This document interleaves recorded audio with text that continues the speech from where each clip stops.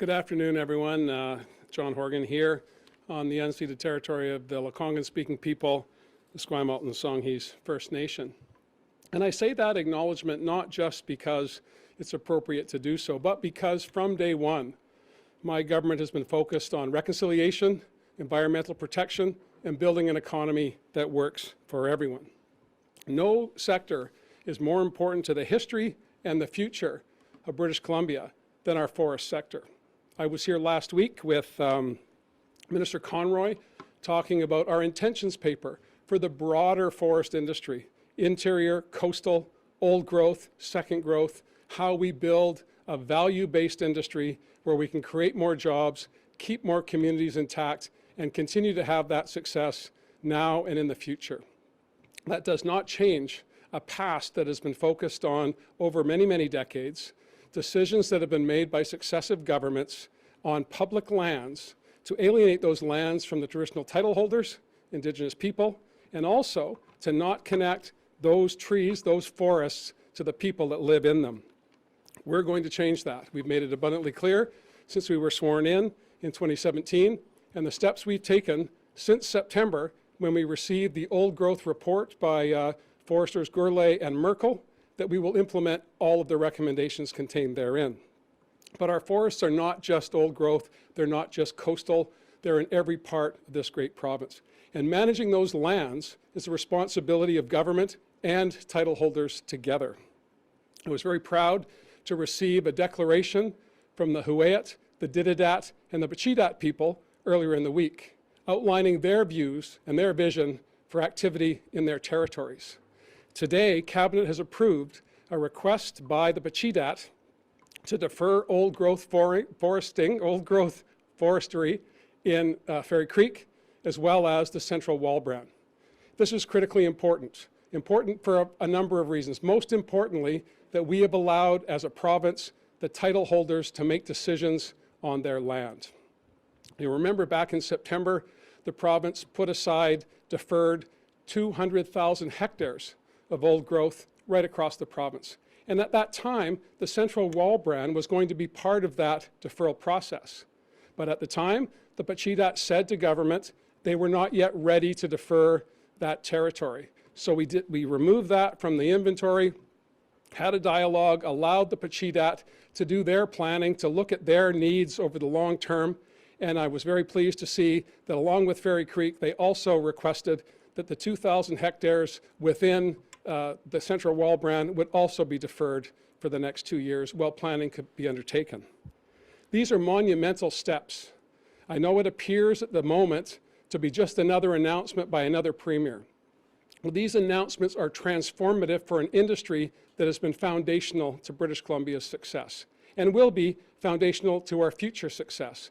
But it has to be done in a different way. It has to take into consideration the ravages of climate change. We've seen the impact of the mountain pine beetle to our interior forests. We've seen successive fire seasons that have been more horrific than the one before. All of this is a result of climate change. And our old majestic forests are at greater risk because of the size and the lack of water we're seeing spring after spring as we go through these changes and how British Columbia and indeed the world responds to climate action. So today I'm proud to have deferred these territories at the request of the title holders, and I'm very excited about the deferrals that will be coming later in the summer and all through the implementation of our old growth plan. I want British Columbians to understand absolutely clearly we are doing things differently in British Columbia.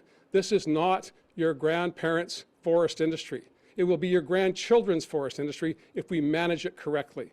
Working with Indigenous people, working with communities, working with those who are on the land right now, making a living for themselves and adding economic vitality to their area of the province. All of those things can be done if we work together. All of those things can be done if we respect the wishes of title holders, we work within the rules that all of us want to operate under, where we save these special areas for all time, and we work on the land to create wealth for all British Columbians. Happy to take some questions. Thank you. As a reminder to everybody on the phone, please press *1 to enter the queue. You'll be limited to one question and one follow-up only. First question today is from Justine Hunter, Globe and Mail. Thank you. And Premier, I'm hoping at some point you're going to give us an idea of exactly where these deferrals are, because I think that the question of what happens with protests is going to depend on exactly how much land is being set aside. But beyond that, you said we have allowed the title holders on their lands, and I'm wondering what your decision means today for the rest of the province, where Indigenous nations wish to exercise their sovereignty over resource development on their lands. Well, we unanimously passed the UN Declaration on the Rights of Indigenous Peoples in our legislature. It's called the Declaration Act, and we are implementing that. Free, prior, and informed consent doesn't just mean I don't want things to happen. It also means I want things to happen. And that certainty on the land base across the province, I think, will be advantageous to industry, to investment, and most importantly, to communities and to workers. With respect to the maps, the order was just passed in Cabinet today. Those orders will come out. The maps will be abundantly clear. It's in total 2,000 hectares of old growth. I think it's an accumulation of a bit more than 2,000 when you add in the second growth that's contained within those areas. But those will be made available, I'm sure, shortly after I finish talking to you today, if not as I'm talking to you. Justine, do you have a follow-up? I do, thank you. Premier, it took your government just a couple of days to accept this plan that was, I think, tabled formally with you on Monday. There are other First Nations who have requested old growth logging deferrals. I'm wondering if you plan to also swiftly recognize their right to determine the parameters of logging in their territories, or do they need to see these kind of mass arrests and conflicts before they get that kind of response time? Well, we're going to respond as quickly as we can to requests from Indigenous communities, requests from industry. There's a whole host of stakeholders, as you know full well, Justine. We responded to the requests from the Pacheedaht. We've been working on this for some time, as I say, going back to September when we adopted all of the recommendations in the Gourlay-Merkel report. We said we were going to consult with title holders and defer more areas of the province. A technical briefing wasn't available today because the minister is in budget estimates. Her team is with her. But the information that you're looking for with respect to maps will be made available to you as quickly as I can. But this is a positive day for not just the Pacheedaht, the Huu-ay-aht, and the Ditidaht, but it's a good day for British Columbia because we are embarking on the journey to transform forestry. This is in everyone's interest. It's in the interest of those majestic forests and the biodiversity that depends on it. It's in the interest of industry because they can have certainty. And of course, it's in the interest of communities because we're going to attach forests to communities, not to shareholders. Next question is from Richard Zussman, Global News. So, Premier, do you anticipate, Justine alluded to protests, do you anticipate that this deferral will end the ongoing protests at Fairy Creek? I'm hopeful that those who have taken to the roads of southern Vancouver Island will understand that this process is not one that can happen overnight. I know that people have been passionate about forests for as long as I've been walking on this earth, and I've been in southern Vancouver Island for most of that time. I've visited the Walbran, I've visited the big cedar at Huu-ay-aht, I've been in majestic forests. I understand the importance of preserving these areas. But I also understand that you can't turn on a dime when you're talking about an industry that has been the foundation of BC's economy. I know the majority of British Columbians understand this is a long process. I'm hopeful more will join that majority view that we can preserve these forests as we've done today with Fairy Creek and with the Central Walbran, but we have to work together with everybody, not just the loudest voice, but with everybody. Richard, do you have a follow-up? Just switching topics, Manitoba has announced that they are going to have a lottery to encourage people to get vaccinated. I know this is a question that's been asked of yourself and Dr. Henry and Minister Dix, but would the province consider creating some sort of incentives as it gets harder to convince people around first doses, especially younger people? Yes, we're closing in on 80%, but that means there's 20% of the population that still needs some sort of boost to get that shot. Well, I think education and information is our best tool at this point in time. As you know, we have very positive outcomes when it comes to first doses. I talked to Dr. Ballum yesterday, who's coordinating the immunization plan. We need more vaccine. I've made that clear to the Prime Minister. He understands that. This is a piece of technology, these vaccines that are in high demand, and we don't produce them domestically. So we have a challenge there. procuring enough supply. I'm confident that we will be able to achieve our objectives without incentives, but we haven't ruled that out. Other jurisdictions may feel they need to do that today. We continue to see people registering. We continue to see people getting booked for not just their first shot, but the lineup for second shots second doses is very, very high. And Dr. Ballum and Dr. Henry have worked on this for some time. It's going very, very well. I don't want to jinx it, but I do believe that we can get to our objectives without incentives. But if it comes to that, we're not going to rule that out. Not at all. Rob Shaw, Check News. Hi, Premier. Is there any cost associated with this, either to government or in compensation to Teal Jones, that you know of in making your decision today, and any other ramifications in terms of the potential financial or job or impacts that might come with this? Well, I know that the job impacts are modest in this area. It is a non-compensable deferral, which is what the Forest Minister can do under the Act. But over time, there will be costs to moving in this direction. But those are going to be dollars well spent to ensure that we can distribute tenures in a more effective way to get more jobs out of the land base, to make sure that we're focusing on adding more value. You've heard me say this, Rob, many, many times before.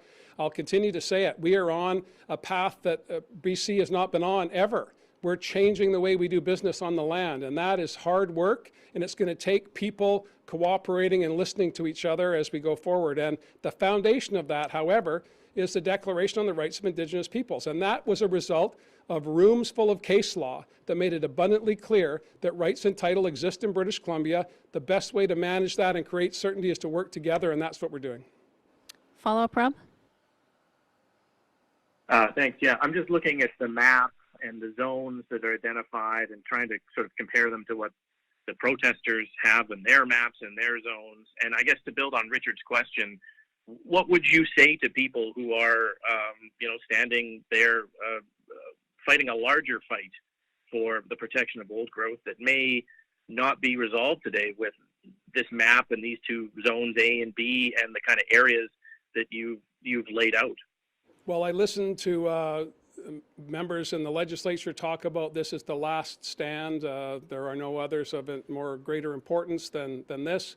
I disagree with that. There are majestic forests all across British Columbia. They're not all massively large cedar trees. There are unique forests in the interior that need protection as well. They may not be as gigantic as the giants we see here in the island and on the coast, but the forests of British Columbia are diverse. The forests of British Columbia, they keep biodiversity where it needs to be. We're going to focus on that.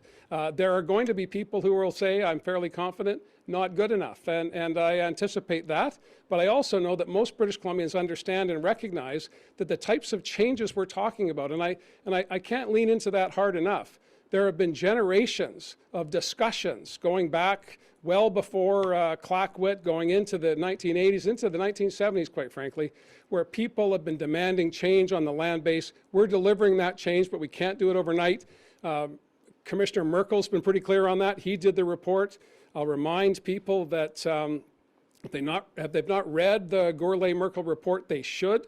If they have not fully absorbed the recommendations that we have embraced, they should, because the primary recommendation is to work with title holders, as we have with the Pacheedaht, the Ditidaht, and the Huu-ay-aht, to come up to a compromise that meets their needs in the long term, as well as the needs of these majestic forests. The people, the caretakers of these lands for millennia, do not want to see them despoiled. They want to manage them as they have for centuries, and I think it's appropriate that we let them do that. Next question is from Greg Rasmussen, CBC. Premier, you know, as you just touched on, people have been talking about this since the 1970s, and we hear a lot of the same language from government, from the protest side, from First Nations. Do you have a end date in mind for all this? And, you know, because people are saying that the end game here is the halt of old growth logging in British Columbia. It's a finite resource. On the island, they say 90% plus has been logged. What year will old growth logging end in British Columbia? We're going to follow the roadmap that was laid out by Gourlay and Merkel. We've embraced the recommendations. It was a thoughtful report. It was lauded at the time by stakeholders across the piece, whether they be from industry, from the environmental movement. I believe that's an appropriate roadmap. It was hard to put it together, and it's going to be hard to implement it. But if we focus on it, industry, workers, communities, environmental organizations, we can get there. I'm not going to put a date on it. That's a recipe for failure. I want success, and I believe success rests on the road that we travel together. Indigenous people, workers, environmentalists, communities, industry, investors, to make sure we can get this right. There is a bright future for forestry if we focus on adding more value, not just liquidating our forests and waiting for something else to replace it. I think this is the way forward, as do the Pacheedaht, the Ditidaht, and the Huu-ay-aht. Greg, do you have a follow-up? Yeah, I guess one other question is the impact on the company here. Have you had any discussions with them about the impact either on jobs or I know the deferral process is a long one, but do you expect any immediate impact in terms of jobs in the Lake Cowichan area? I don't believe the impact will be significant. The Minister of Forests will probably be getting those questions right now in the legislature as she debates her budget estimates. But I can say that the current deferrals are not compensable, but over time they will be. And that's part and parcel of our intentions paper, going back to the building blocks that we've been putting in place since we were sworn in as a government back in 2017. We've been trying to put in place the framework for the changes that people want to see.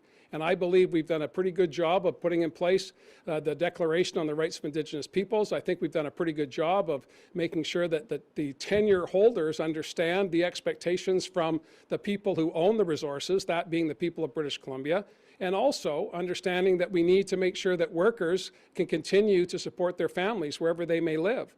I believe the elements are there, and I'm confident that if we all focus and work together, we can get to the end of the day where we have majestic forests for generations to come. We have people that can work on the land base, whether they be Indigenous or non-Indigenous, to create wealth and opportunity so that our province can prosper. That's the end game. That's our objective, and I believe the foundation pieces are there. There'll be legislation to come to implement the intentions paper. Discussions are underway, not just with the tenure holder in this area, but right across the piece. But tenure was disrupted and turned upside down in 2004 by the former BC Liberal government. We've been trying to play catch up, quite frankly, since then, and that's why it's taken us 4 years to get to this place. Lisa Houston, News 1130. Hi, Premier. Changing to COVID borders. With the federal government moving to ease restrictions for Canadians, permanent residents, if they make the next step to move to allow tourists sooner than BC had intended by September, but they do it over the summer, what would you like that to look like? Well, we are in discussions with the federal government on their plans to relieve restrictions at the border. I'm in regular contact, as you know, with Governor Inslee to the south of us on the land border. Of course, that would affect our marine entry points as well. And I just finished a call with Senator Murkowski from Alaska about the issues that she sees as problematic with Canada, not with British Columbia, but with Canada. And I'll relay those to the Prime Minister when I get the opportunity next week.